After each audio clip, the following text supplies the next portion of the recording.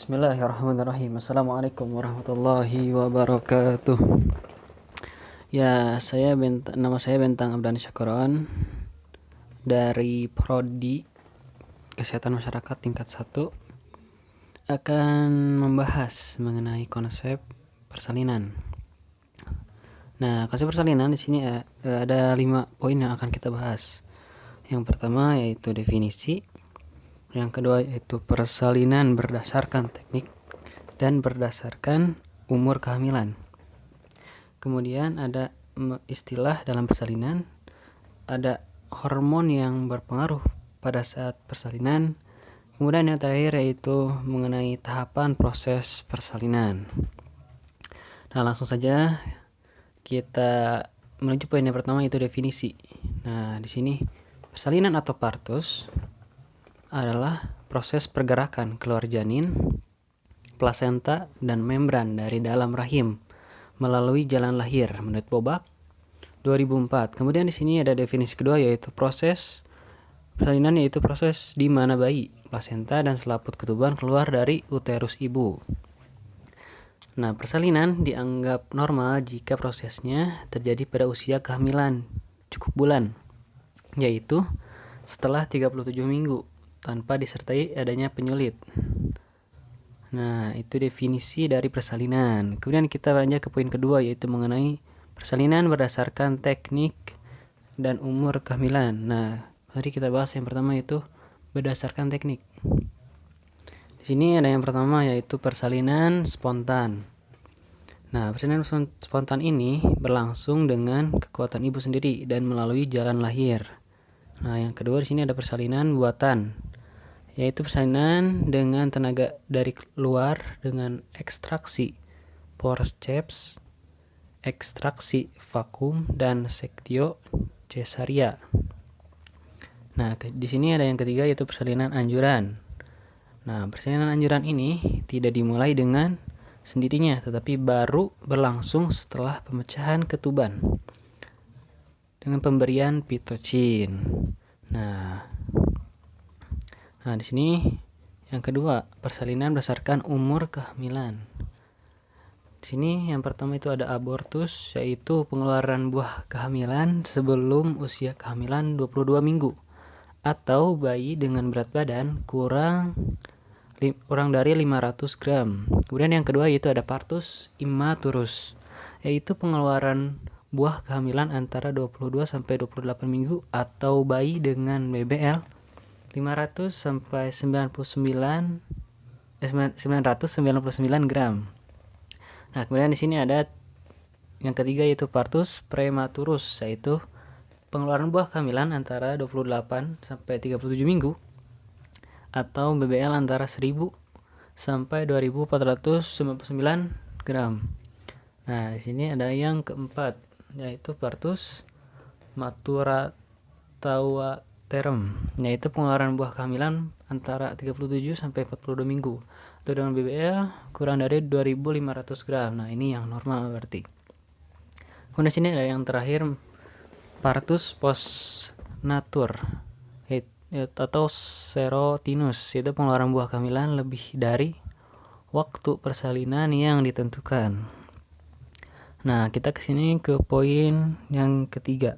Pembahasan yang ketiga itu mengenai istilah dalam persalinan. Nah, di sini ada beberapa istilah dalam persalinan ya. Yang pertama yaitu gravida maksudnya. Gravida yaitu seorang wanita yang sedang hamil.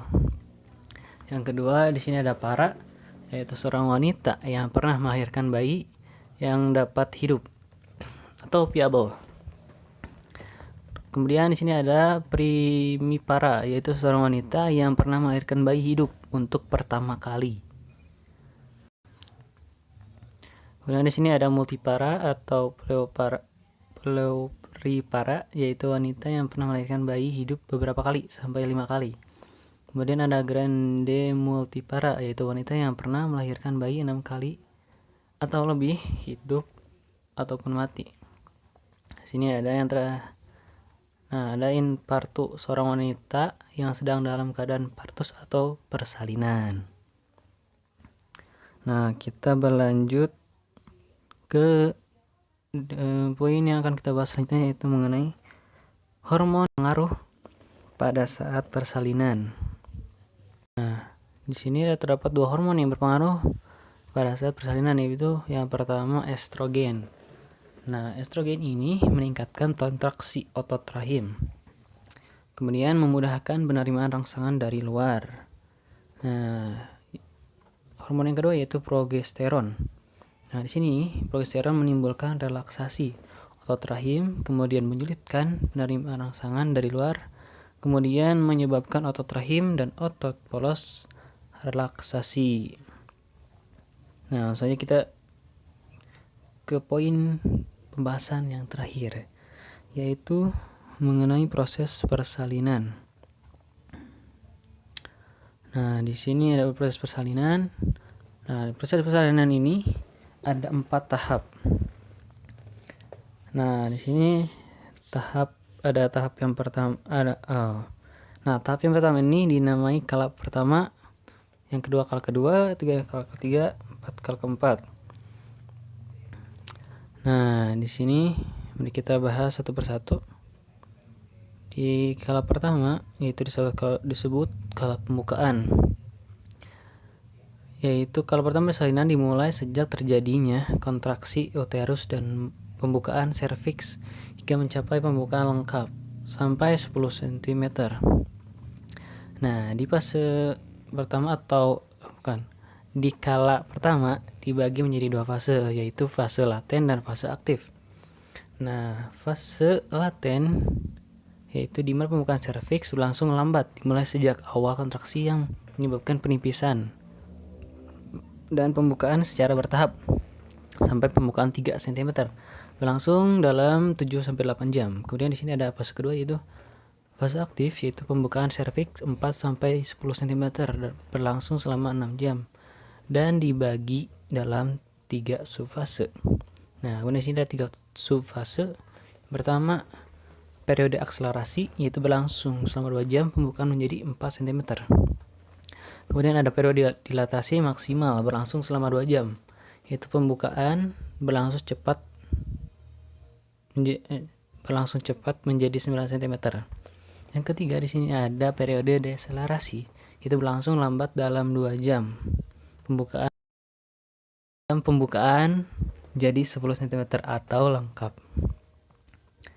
Nah, di sini kita ke kala kedua, yaitu kala pengeluaran janin. Nah, kala kedua persalinan dimulai ketika pembukaan serviks sudah lengkap 10 cm dan berakhir dengan lahirnya bayi. Nah, kala kedua pada primipara berlangsung selama 2 jam dan pada multipara 1 jam.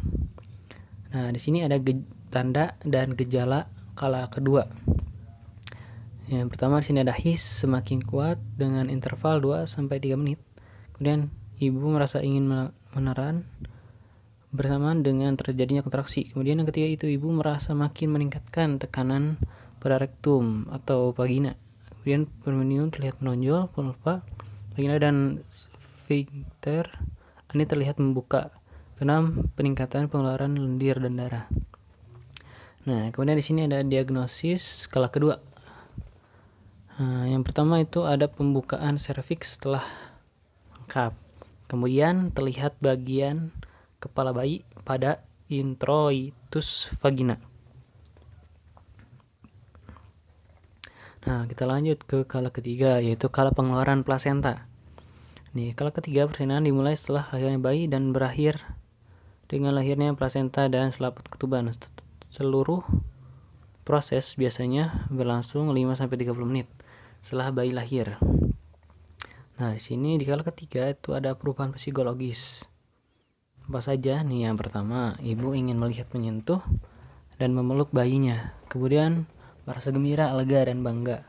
Kemudian yang ketiga itu memusatkan diri dan kerap bertanya, apakah vagina perlu dijahit? Kemudian yang keempat itu menaruh perhatian terhadap plasenta dirinya dan juga merasa sangat lelah. Nah, kita sampai ke kala yang terakhir itu kala keempat, itu kala pengawasan.